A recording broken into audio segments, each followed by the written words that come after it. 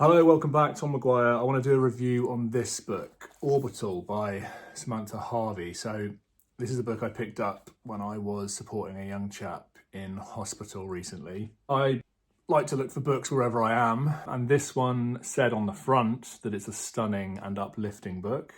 And that was the Sunday Times. And an extraordinary achievement, said the Observer. So it also got the Booker Prize for 2024. So I thought, you know what? It looks like a short book. It's very thin. It was only turns out to be 136 pages actually. And I thought, you know what? I fancy something that's nice and short. I'll get through it in a day while I'm here with this guy. And hopefully it's a bit uplifting. Hopefully it's good. Sarah Moss said it's beautiful. Max Porter said it's awe-inspiring. So I want to talk first of all about a couple of little things that I didn't like, so I can then get on to the reasons why you should buy this book or listen to this book, because I think it's actually really good. My first complaint is that I didn't actually find it that uplifting. When I saw that it was an uplifting book, that kind of appealed to me, and I thought, you know, that might be quite nice, because I tend to read a lot of classics, I tend to read a lot of history, and a lot of the stuff I read can be quite depressing at times, although I quite like those kind of books. They kind of get me thinking, they give me a certain amount of perspective and things like that. But I just thought something a bit uplifting might be nice. It's kind of a complaint and a positive at the same time for me, because it is quite a deep book and I like that. But uplifting, beautiful, yes, I would say. Uplifting, not necessarily. I didn't find it particularly uplifting, if I'm honest. There were some bits in it that were quite sad. The sort of things that sort of stay with you, which I like. That's what I want from a book, stuff that makes you think afterwards. And even if it is a bit sad, you know, I quite like that. I quite like to torture myself in that way. But I wouldn't call it uplifting personally. So there are some interesting comments on kind of the human condition in this book, which I really like. One of the reasons I've always said that I do these book reviews is because I want to kind of leave something to my kids, so that when I'm old, and I was going to say old and grey, but you know, there's not much chance of that. I'm kind of grey and bald already, but when I'm old and maybe, you know, not doing these so much anymore, they can look back at some of the books that I've read and enjoyed and kind of form their own opinions and kind of laugh at their dad messing around on YouTube as well. But I also like the fact that it kind of helps me concrete what it is I've read in my head. You know, I go back over them and I think about them and I talk about them, and I just enjoy doing that, and I enjoy making these videos. So please keep liking and subscribing. It's really appreciated. I intend to read a lot of books this year, and I'm going to do a lot more reviews this year than I did last year as well. I love the way they talk about the Michael Collins photo, the one that he took of Earth, and the idea that he was the only human ever in existence to not be in that picture, because he's the one person behind the camera and the Earth is in the distance with, you know, everyone in theory who had ever lived, whether they were sort of dust and atoms now or what have you. But they sort of turn it around on its head and sort of say, well, actually, he's the only person in existence ever in that picture, because he's there taking it and no one else actually exists. It's just this pale blue dot, as Carl Sagan called it. And that's quite scary. But whichever way you look at it, it's quite a profound, kind of deep thing. I quite like that Michael Collins picture. I like it when books talk about that. I made a note to look at pages 74 and 75, so I'm just going to read a quick bit for you.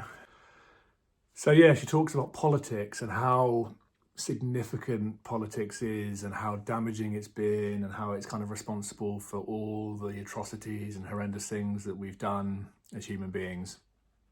But then one day something shifts. One day they look at the earth and they see the truth. If only politics really were a pantomime. If politics were just a farcical, inane, at times insane entertainment provided by characters who for the most part have got where they are, not by being in any way revolutionary or percipient or wise in their views, but by being louder, bigger, more ostentatious, more unscrupulously wanting of the play of power than those around them. If that were the beginning and end of the story, it would not be so bad.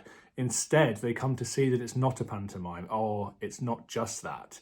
It's a force so great that it has shaped every single thing on the surface of the earth that they had thought from here so human-proof. Every swirling neon or red algal bloom in the polluted, warming, overfished Atlantic is crafted in large part by the hand of politics and human choices.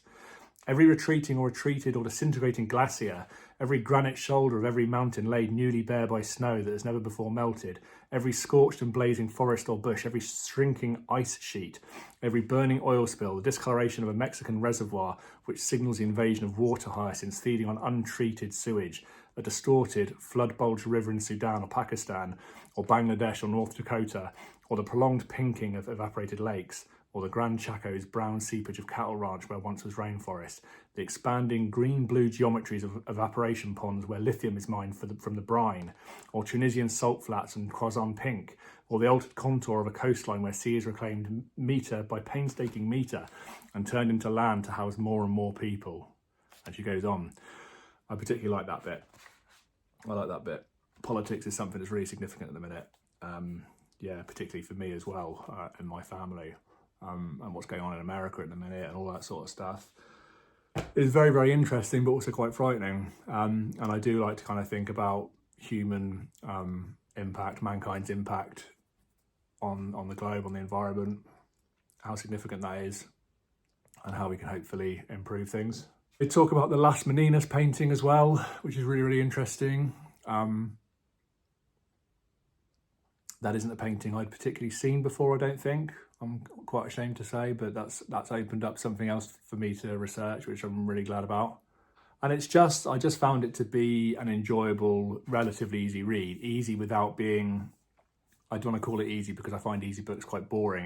It wasn't boring, it was beautifully written. The imagery, the metaphor, all of that, really, really lovely. Really enjoyed it. I loved the image that it sort of conjured in my mind.